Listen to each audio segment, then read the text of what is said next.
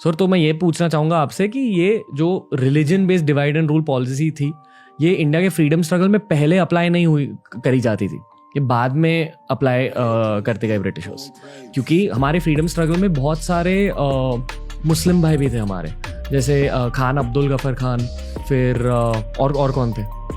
I can think of Khan Abdul Ghaffar Khan, very prominent, very patriotic Indian. जी, बहुत patriotic आदमी थे.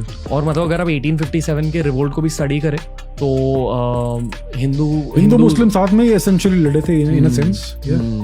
और हमारे हिस्ट्री बुक्स में आज हमें क्या सिखाया जाता है? आज हमें स्ट्रगल हिस्ट्री बुक्स में बोलते हैं कि नॉन वायलेंस से हमें पीस मिला.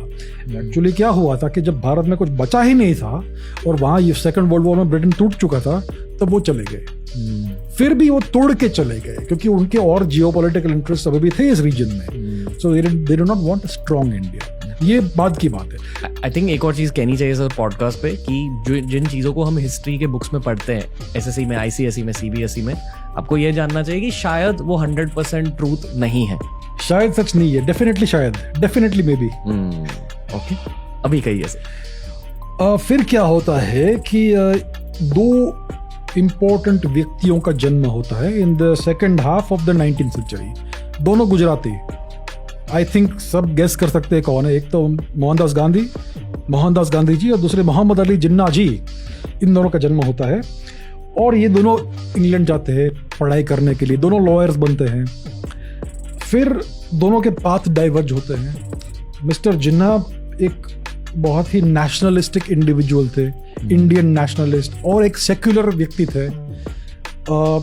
ये एंग्लोफाइल जरूर थे. He loved England, English culture, all that. उनकी प्रथम भाषा इंग्लिश ही थी, गुजराती नहीं थी या कुछ और नहीं थी, राइट. लेकिन he was an Indian nationalist. वो फ्रीडम चाहते थे भारत के लिए और वो सेक्युलरिज्म के प्रोपोनेंट थे. वो हिंदू मुस्लिम यूनिटी के बहुत बड़े स्ट्रॉन्ग प्रोपोनेंट थे मिस्टर जिन्ना. मिस्टर गांधी का पाथ अलग है. मिस्टर गांधी अपना लॉ का स्टडी करने के बाद फिर भारत आते हैं. भारत से साउथ अफ्रीका जाते हैं और साउथ अफ्रीका में 25 वर्ष अप्रॉक्सीमेटली आई थिंक वहाँ रहते हैं और कुछ तो करते हैं वहाँ पे. पता नहीं क्या करते हैं. आई थिंक लॉ प्रैक्टिस करते थे ऑफिशियली, लेकिन उनका बहुत बड़ा फार्म था, टॉलस्टॉय फार्म, और पता नहीं क्या क्या फार्म था. और ये एक्टिविस्ट बन गए for the rights of the Indian people in South Africa, right. और उन्होंने बहुत सारे राइटिंग्स लिखे वहाँ पे, journal articles, magazine articles, letters and op eds and what not.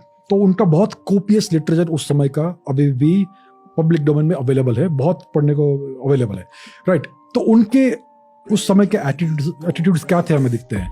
He was very much pro empire.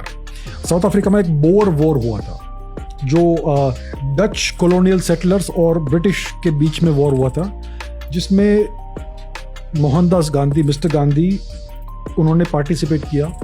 उनको मिलिट्री रैंक मिला था सार्जेंट मेजर का.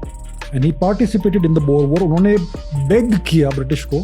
उनका ऑफिशियल राइटिंग है आई एम बेगिंग, ऐसा मे बी उस समय ऐसा लिखते थे इन ऑफिशियल करस्पॉन्डेंस. तो उन्होंने कहा कि I am begging, please allow us to fight on behalf of the empire. हम फाइट करना चाहेंगे, we would like to take up arms.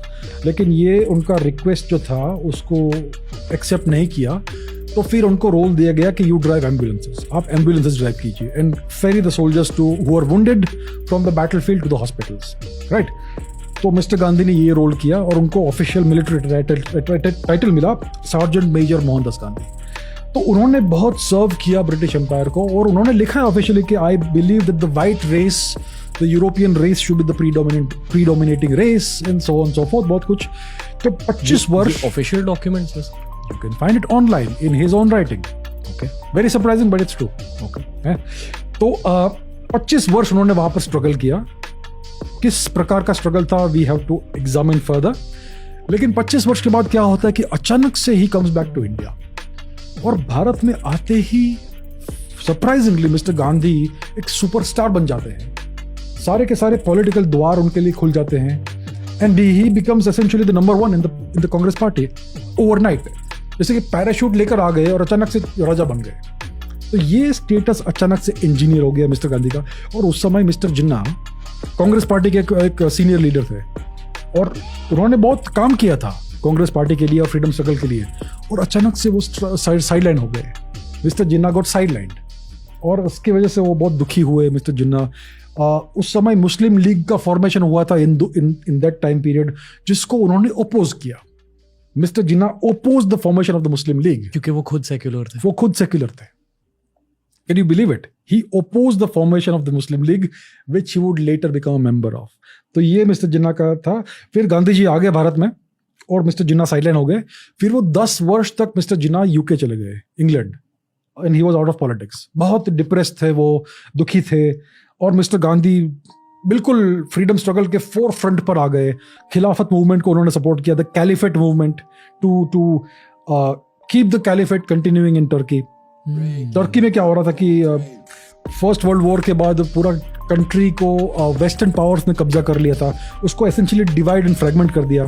फिर जो टर्की का जो महान जनरल था मुस्तफ़ा केमाल अतातुर्क, उसने टर्किश इंडिपेंडेंस वॉर शुरू किया और उसने जो कैलिफेट का जो इंस्टीट्यूशन था, खिलाफा whatever it's called in Arabic, जो भी टर्म है, उसको ही अनाउंस कि वो अबॉलिश करना चाहता है उसको।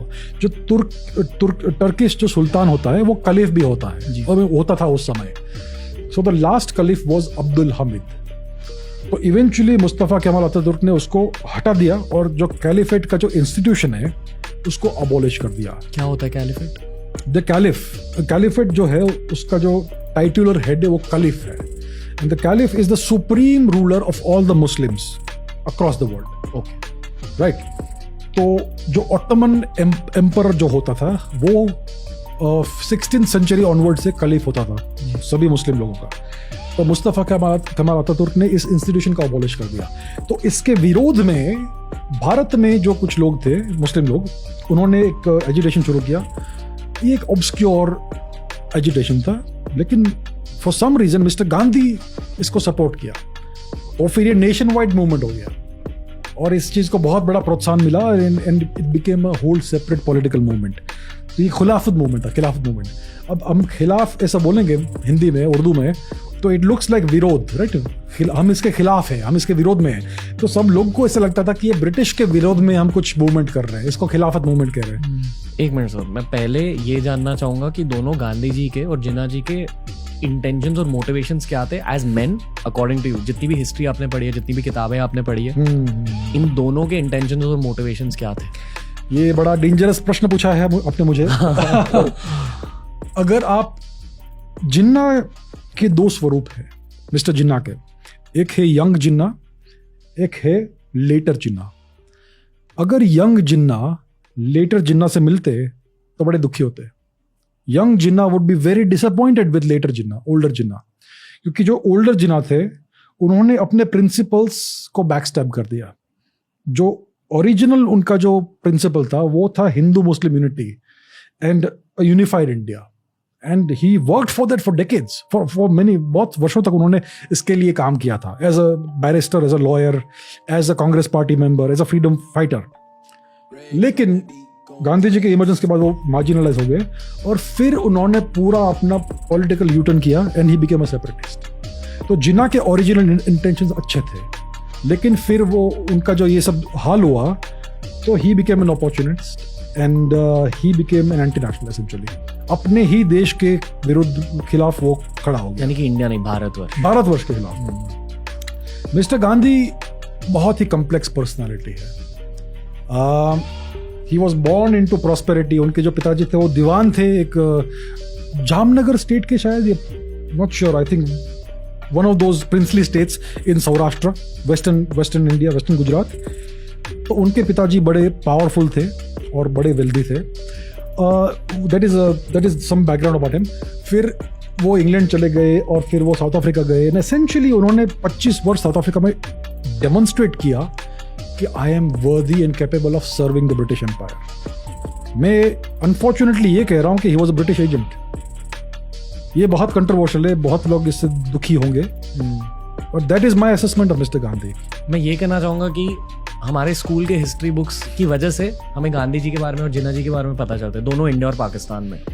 इंडियन हिस्ट्री बुक्स में जिन्ना साहब के बारे में ज्यादा कुछ नहीं लिखा गया, नहीं, बहुत कम लिखा गया, बहुत कम। एंड आई एम श्योर कि पाकिस्तान के हिस्ट्री बुक्स में गांधी जी के बारे में इतना कुछ नहीं लिखा गया। एक्चुअली मैंने देखा है कि अगर आप पाकिस्तानी हिस्टोरियंस को देखेंगे या पॉलिटिशियंस को देखेंगे, they don't hate mister Gandhi. ये बड़ी अजीब चीज है कि जिन्ना और गांधी अलग अलग कैंप्स में थे, बट द पाकिस्तानीज ओवरऑल ये गांधी जी से घृणा नहीं करते हैं। ये बड़ी अजीब चीज देखी है मैंने। इसका कारण क्या हो सकता है? I wonder. ये भी कोई अजीब आप देख लीजिए कभी भी किसी पैनल डिस्कशन में, तो अगर कोई पाकिस्तानी पैनलिस्ट है वो कभी बुरा नहीं बोलेंगे मिस्टर गांधी के बारे में। एक साइड नोट में ये कहना चाहूंगा कि मेरे दुबई ट्रिप में और लाइफ में जितने भी पाकिस्तानी भाई बहन मिले, बहुत प्योर होते, बहुत वार्म होते, एटलीस्ट इन माय एक्सपीरियंस। मेरा भी एक्सपीरियंस है, मैं यूएस में रहा हूँ, वहां पे भी मुझे बहुत पाकिस्तानी मिले, never any bad experience. As individuals हम एक ही लोग हैं, हमारा डीएनए एक ही है, बस कुछ चीजें अलग है।